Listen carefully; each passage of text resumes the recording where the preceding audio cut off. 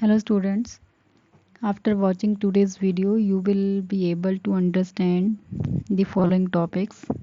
First topic is Ohm's law, second is verification of potential difference, variation of potential difference and the current, and the third is electrical resistance. So let us start first topic, that is Ohm's law. It is the most fundamental law of electricity.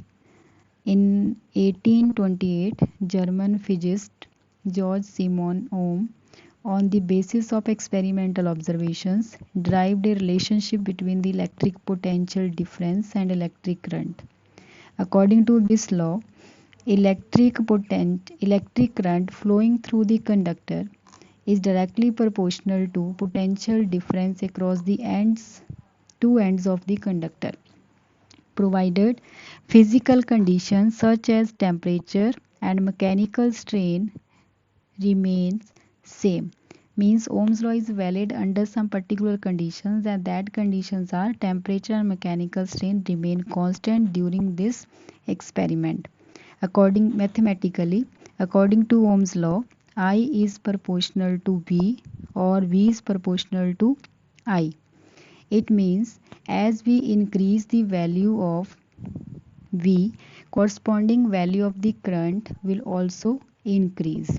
And one of the most important point here I want to add is that if we change the value of voltage two times or double the voltage, then current also becomes doubled. It means, consider initially we take voltage is equal to 10 volt, then corresponding current, suppose I is equal to 2 ampere. Now if we change the voltage from 10 to 20 volt, that is it becomes doubled, then current also becomes doubled. Means V is proportional to I, and this proportionality sign is converted into equality by putting proportionality constant, which is R, and where R is known as resistance of a conductor, and value of R depends on nature of a conductor, length of conductor, area of cross section of conductor, physical conditions like temperature of a conductor. These conditions we will study later on, how the resistance depends upon length, area of cross section of a conductor. From Ohm's law, V is equal to IR, we can find the value of our resistance, that is V upon I. That is, resistance is also defined as the ratio of the potential difference across the two ends of a conductor and the corresponding current flowing through the conductor. Now, variation of potential difference and the current. According to Ohm's law, as we know, V is proportional to I. That is, if we plot the graph between potential difference and the current, we are taking voltage or potential difference along y-axis and current along x-axis, then according to Ohm's law, V is proportional to I, that is current and voltage has linear relation according to the Ohm's law, then graph will be straight line passing through the origin and it will be represented by OA. Now from this graph we can find the value of a resistance of a given conductor by calculating the slope of this graph. For Ohm's law, slope of a graph remains constant. From here we can find the slope, and slope will be equal to, that is here slope is given by this point divided by this value. That is, if we are considering here, then this point is suppose A dash and this point suppose B dash, then slope of the graph will be equal to A dash B dash divided by OB dash. Here A dash B dash is parallel to y-axis, so it represents the potential, and OB dash is parallel to x-axis or I, it represents the current. So from the slope we will get V upon I, And as we know that V upon I is equal to R, therefore slope of a graph will be equal to resistance of a conductor for VI graph. That is, if slope of a VI graph gives the value of a resistance as R is equal to V upon I, so higher the slope of the graph, higher will be the resistance of a conductor, because slope is equal to resistance of a conductor. Next, but if we consider IV characteristics or IV graph, then how you can find the value of the slope? Consider we are plotting the graph between I and V, that is I is along y-axis and V is along x-axis. Then graph for Ohm's law again will be straight line passing through the origin. But consider here we are taking two conductors, that is conductor A and conductor B, and graph for these two will be straight line passing through the origin. But we want to find which graph has greater resistance or which conductor has a greater or higher resistance. Then how we can find? We have to find the slope. In order to find the slope, consider draw perpendicular from here. Then this point is pose A dash, this point is A double dash, and this point is B dash. Now for conductor A, slope will be equal to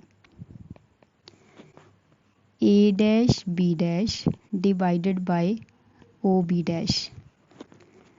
And it is further equal to, now this A dash B dash is parallel to y-axis, that is it represent the current, and OB dash represent the voltage. So here this will be equal to I upon V, and it is equal to 1 by RA. Now for conductor B, slope will be equal to A double dash B dash divided by OB dash. Again it is I upon V, which is equal to R1 by RB. But from graph it is clear that value of resistance RA or RB is not same, because for A, this A dash B dash is greater as compared to A double dash B dash. If this value is large, then value of the resistance will be small. That is, slope of a graph will be large for A and slope of a graph B is small. So resistance will be equal to, resistance of conductor B will be higher as compared to A. That is, slope of A will be greater than slope of B. Therefore, resistance of B will be higher than resistance of A, because in this situation slope is equal to 1 by R. So for IV graph, the slope of the graph, smaller the slope of the graph, higher will be the resistance of the conductor.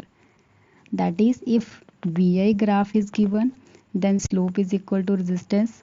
But if IV graph is given, then slope is equal to 1 by resistance. That is most important point. Next is resistance of a conductor. We know that in Ohm's law, proportional of constant of proportionality is represented by the resistance R. By Ohm's law, its definition is, it is the ratio of the potential difference across the two ends of a conductor and corresponding current flowing through it. Also, resistance of a conductor is the opposition offered by the conductor to the flow of the electric current through it. Any conductor has free electrons. For example, this is cylindrical conductor, and we know that every conductor has free electrons and also atoms. When electrons moves across the conductor from one end to another, when potential difference is applied across the conductor, then there is the chance of collision of free electrons with the atoms of a conductor. Because of the collision of the electron with the atoms of a conductor, it opposes or it decrease the value of the current because its motion becomes slow. That is known as resistance of a conductor. Resistance of a conductor is the opposition offered by the conductor to the flow of the electric current. Now, units of resistance are is ohm, and 1 ohm is equal to volt upon ampere. From here, potential difference has a unit volt and current has unit ampere, and this is known as ohm. So 1 ohm is equal to volt upon ampere. Now, how resistance is represented in electrical circuit? Symbol of a resistor. It is represented in three ways. First is resistance is represented like this, and this is known as fixed resistance. Fixed resistance. And second is it is represented by putting arrow like this. It means variable resistance. It is variable resistance. And third, it is represented like this. It is known as potential divider. First is known as fixed resistance, value is fixed. Second is variable resistance by putting arrow on this, and if we put the arrow like this, then it is known as potential divider. Come to the next. Resistance in terms of physical feature of a conductor means how the resistance depends upon the dimensions of a conductor. Consider we have a conductor of length L. This is length L. Now, there are number of free electrons in the conductor which are moving. Because of these free electrons, current will flow in the conductor when potential difference is applied across the two ends of a conductor. Now consider we stretch this conductor to length 2L. Length becomes 2L. Now, the chance of collision of electron when these move from one end of a conductor to the second end will increase. If chance of collision of electron will increase, then resistance of a conductor will also increase. It means resistance of a conductor is directly proportional to length of a conductor. As the length increases, resistance also increases because chance of collision of electron also increases. Secondly, if we are considering this conductor again having free electrons, but if we take this conductor instead of this conductor, we take the conductor like this. It means this is a thin wire and this is a thick wire. Now there is a space for the movement of the electrons, that is resistance in this situation will decrease. It means if area of cross section, this is known as area of cross section, if area of cross section of a conductor is large, then resistance will be small. It means R is inversely proportional to area of cross section. Now combine these two. R is proportional to L upon A, and this proportionality sign is replaced by constant of proportionality, that is rho. It is known as rho, and it is also known as resistivity or specific resistance of a conductor. From here it is clear that resistance of a conductor directly proportional to length of a conductor and inversely proportional to area of cross section of a conductor. Now it is clear resistance is directly proportional to length, inversely proportional to cross sectional area of the conductor, and it also depends upon the nature of materials. Means, for example, if we are considering copper, resistance will be different. If we are considering aluminium, the resistance will be different. That is, it depends upon nature of material.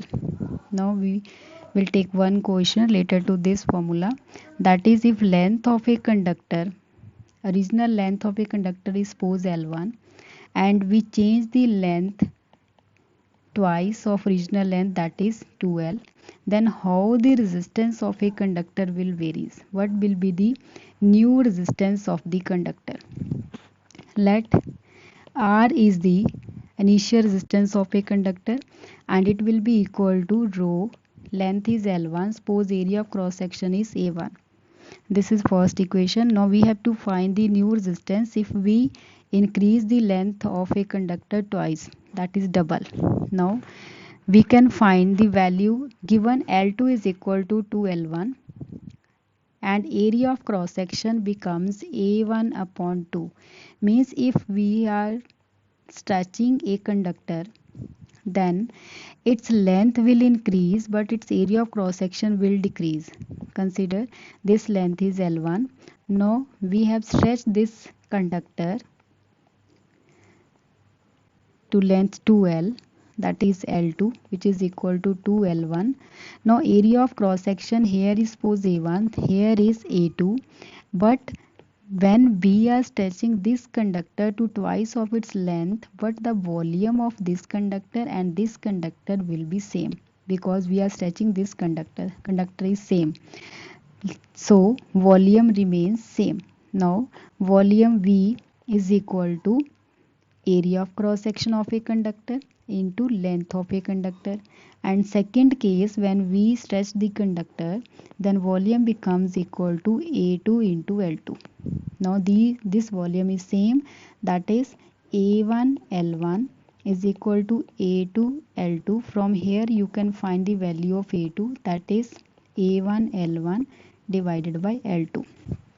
Now we are given that L2 is equal to twice of L1. Put this value of L2 in this relation, then we will observe that A2 will be equal to A1 upon 2. That is area of cross section becomes half.